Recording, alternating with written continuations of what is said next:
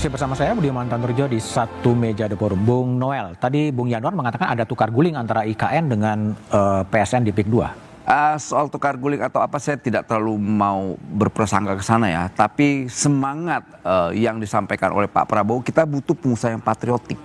Pengusaha yang patriotik? Iya dong. Artinya kalian harus berkontribusi dong buat bangsa ini. Gitu loh. Nah kalau seandainya tidak punya jiwa patriotik, ya hari ini, kemarin tuh Pak Prabowo menyita 1,27 juta hektar tanah yang diselewengkan oleh pengusaha-pengusaha, khususnya pengusaha sawit. Itu bentuk fakta atau sebuah kenyataan keberpihakan Pak Prabowo sebagai presiden hari ini yang dipilih oleh rakyat. Negara itu benar-benar dihadirkan. Oke, negara bentuk hadir. kehadirannya kemarin itu perintahnya bongkar pagar laut itu. Karena itu melanggar kehendak rakyat. Dibongkar, nggak ada urusan. Jadi hari ini ya kita ujilah. Kalau mereka pengusaha-pengusaha ini punya jiwa patriotisme, silakan bangun tapi basisnya keberpihakan terhadap rakyat. Oke, jadi kalau ini nggak ada kaitan dengan keberlanjutan ya?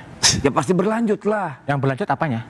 Ya pembangunan, pokoknya prinsip yang tadi itu, patriotisme itu. Oke. Kuncinya itu. Baik. Kalian jangan ngumpulin duit, cuman ngantongin lantas buang ke negara-negara lain. Oke. Gitu loh, kita mau ya kalian punya duit ya kumpulin di Republik ini. Bangun, banyak sekali ruang-ruang yang bisa para pengusaha itu membuat spot-spot bisnis mereka. Oke, baik Bung Hendarsam. Tadi kalau Bung Yanuar mengatakan Pak Prabowo presiden ini apakah tidak hanya melakukan sebuah koreksi parsial atau koleksi menyeluruh aja sekalian gitu loh. Ini mau diapain sebetulnya? Ya, saya rasa ini trigger ya. Ini trigger bahwa ini adalah salah satu pintu masuk dan metode ke depan dan skema ke depan bagaimana kita bisa menyelesaikan seluruh permasalahan-permasalahan hukum ya yang menyiksa dan membuat penderitaan bagi masyarakat terutama di bidang tanah dan agraria.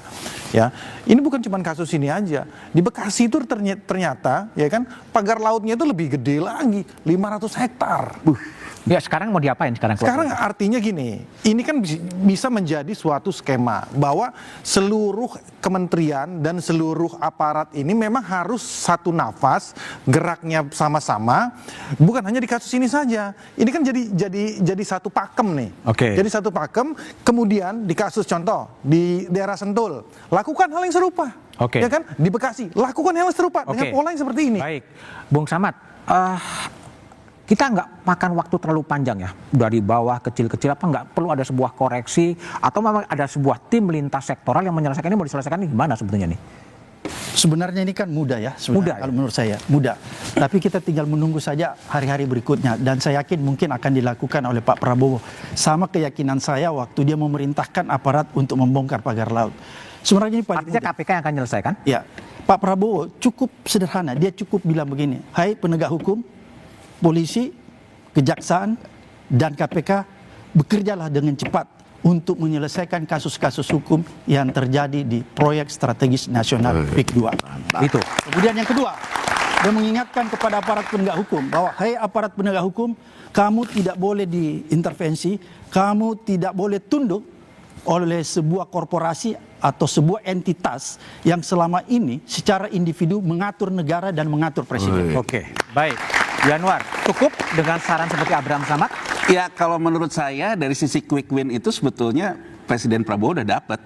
Sekarang pemangkasan untuk belanja negara yang 306T itu yang paling terkorbankan Kementerian PUPR. Dan halaman ini IKN.